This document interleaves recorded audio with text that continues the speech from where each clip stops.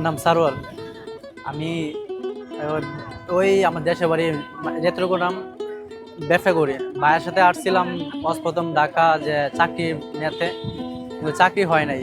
মানে চাকরি যেগুলো মানে হয়েছে এগুলা মানে এই বেতনে হয় না, এই 5-6 হাজার টাকা বেতন। এই জন্য বাদে ভাইয়া বলছে যে আমি ব্যবসা করি, তাহলে আমার সাথে ব্যবসা কর কয়দিন। ব্যবসা করার পরে যদি চাকরি বা হয়, লোকজন লাগাইছি, যদি বাওয়ার পরে যদি চাকরি হয় তাহলে চাকরি ঢুকে যাবে।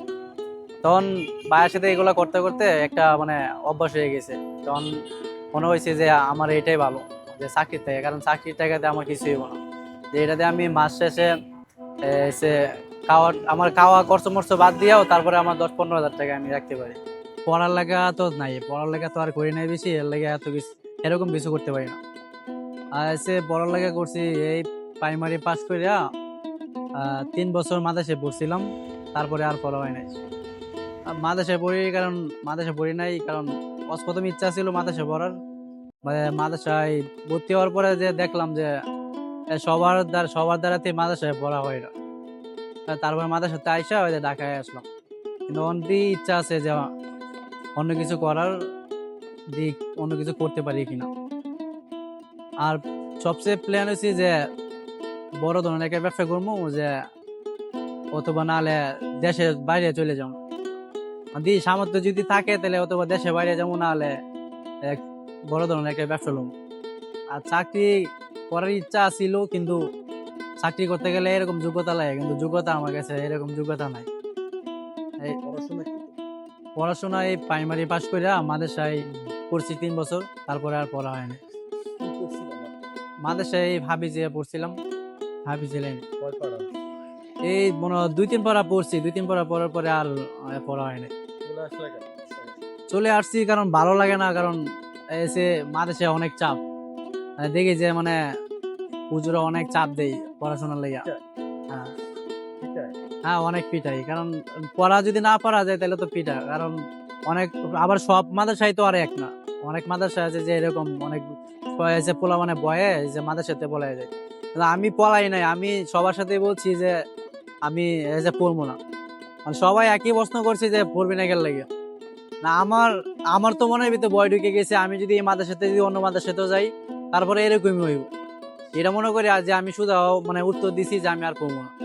তখন আমি দেখলাম যে আমার এসে বন্ধু বান্ধব যে ঢাকা থাকে, ওরা ওরা ব্যবসা করে, এসে ওই এসে হাওয়াই মিষ্টি ব্যবসা করে, যে দিয়ে ওরা দেশে আসলে যে ভালোভাবে চলে, এসে বাবলিয়ে চলে।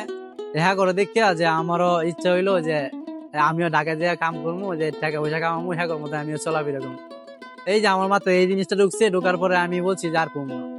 তখন আমার বাপে ঢাকা অন্ত নিয়ে আসছে যে মাদ্রাসায় ভর্তি করার জন্য, কিন্তু আমি ভর্তি হই নাই, কারণ আমার কথা হয়েছে একটাই যে আমি পড়বো না। এরপরে আমাদের এই যে ব্যবসা করতে করতে বাইরের লোকে 4-8 বছর হয়েছে যে ব্যবসা করতে করতে দি সামনে বাদি কি করা যায়। এই ব্যবসার পুঁজি কত?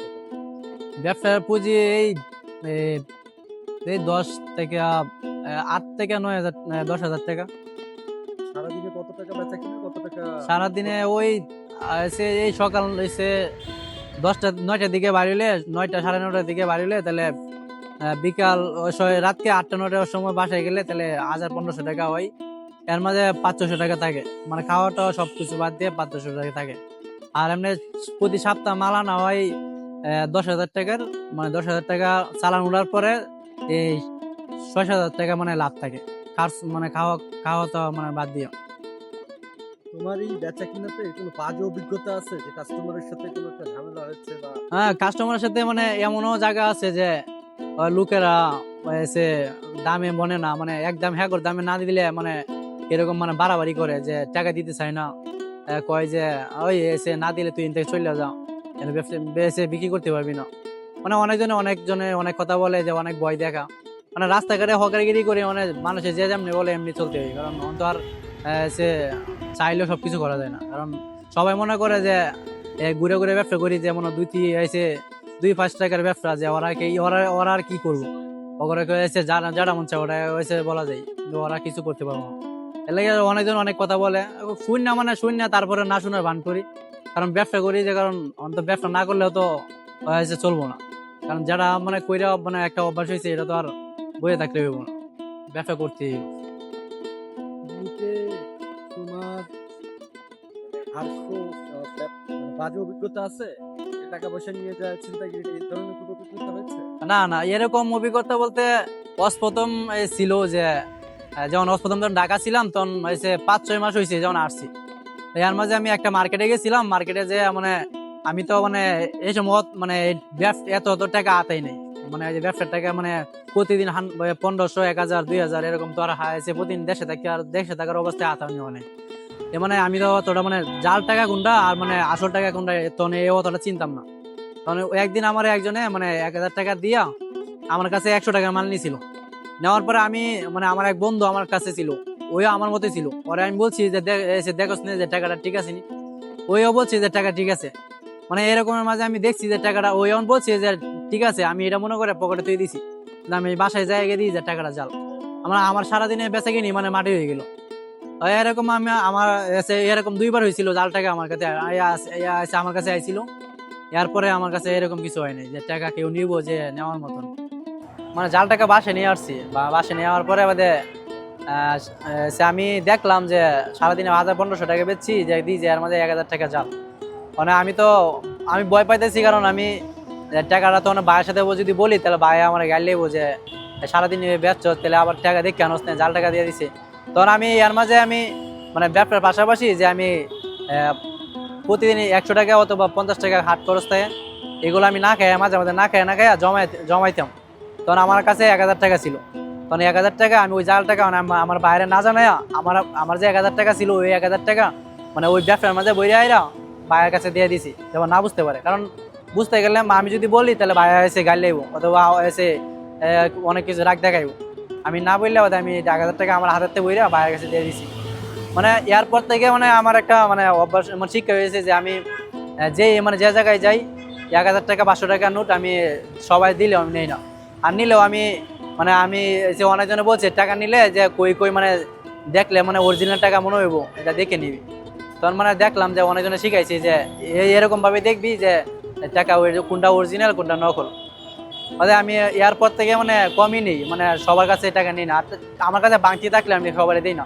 মানে কেউ যদি 1000 টাকা অথবা 500 টাকা দেয়, তাহলে এই টাকাটা আমি আরো অন্য জায়গাতে বাঙ্গায় এনে দিই, তারপরে আমার পকেটে দিই না। কারণ ওই যে 2বার ওই যে জাল টাকা হয়েছে হয়েছে এয়ারপোর্ট থেকে শিক্ষা হয়েছে। কিন্তু অন তো আল্লাহর রহমত ভালোই মানে চিনা বলেছে, অন্য অতটা ঝামেলা হয় না। অন তো সব জায়গায় চিনা হয়েছে, সব জায়গায় পরিচয় লুকও আছে। চালাক বলতে মানে ঢাকাতে প্রথম যারা আসে তখন তো তারা একটু বলদ টাইপেরই থাকতে থাকতে মানে একটু হয়ে যায়, মানে অতটা সমস্যা হয় না। মানে আল্লাহর মতো অনেকটা ইজি হয়ে গেছে। তোমার যে টাকাটা তুমি জমা টাকা থেকে তোমার ভাইয়ের টাকা দিলা, এটা কি পরে জানছিল? না, পরে এক সময় জানাইছিলাম, জানাইছি, কিন্তু জানানোর পরে এই সময় আর এতটাকে বলে নাই। আর এমনিতে মানে এখন তোমার পরিকল্পনা কি? ভবিষ্যৎ plan? পরিকল্পনা আমার মানে একবার এক এক সময় এক একটা ভাবি, কিন্তু অনেক রিজিকে কি আছে বলতে পারি না। মানে এক এক সময় যে মানে ভাবি যে যদি মানে ওটা করতে পারতাম। মাঝে মাঝে ভাবি যে বড় ধরনের ব্যবসা করতাম। মাঝে মাঝে ভাবি যে দেশের বাইরে চলে যাইতাম, কিন্তু দেশের বাইরে যাইতে গেলে তো অনেক মানে টাকা পয়সা মানে সে জোগাড় করে তারপর যাইতে হইব। মাঝে মাঝে এটাও চিন্তা করি যে ভালো ধরনের যদি চাকরি করতে পারতাম। চাকরি কথা চিন্তা করলে যে চিন্তা করি যে আমার তো যোগ্যতা নাই, এরকম চাকরি করতে গেলে তো যোগ্যতা রাখতে হইব। আর এরকম চাকরি আছে যে 10,000-12,000 টাকা মানে বেতন, কিন্তু ওই টাকাতে আমার কিছুই হইব না। কারণ আমি শুরুর থেকে মানে আমার ভাইয়ের সাথে ব্যবসা করতে করতে মানে আমার মাস শেষে দিই যে কোনো সময় আমার 15,000 টাকাও থাকে, 20,000 টাকাও থাকে। ওই টাকাতে আমার অনেকটাই হয়ে গেছে। মানে হাতে আমার এসে খরচ করতে করতে একটা ফ্যামিলি দিকে দিতে দিতে এরকম একটা অভ্যাস হয়ে গেছে। কারণ আমার 10,000 টাকা মানে 20,000 মানে 12,000 টাকার মাঝে চাকরি করলে আমার পোষাইব না। আমি চিন্তা করি যে আমার ব্যবসায় ভালো, কারণ 10,000 টাকা 12,000 টাকা চাকরি দিয়ে আমি না পারবো যে আমার ফ্যামিলি দিতে, না পারবো আমি নিজে কাজ খরচ করতে। এই জন্য মানে এই চাকরি করা হয় না। আর এরকম চাকরি যদি 20,000 অথবা 25,000 টাকা যদি চাকরি করতে তাহলে এরকম যোগ্যতা লাগে, কিন্তু যোগ্যতা তো আমার কাছে এরকম যোগ্যতা নেই। এই জন্য আর সেরকম চাকরি দিকে আর অতটাই নেই, মনোযোগ নেই। তাহলে এখন কি টাকা জমাচ্ছ বিদেশের জন্য? মানে আমার বাপে বলছে যে আর বছর আনি পরে যে যদি টাকা পয়সা বা হয় তাহলে আমরা বিদেশ পাঠাইব।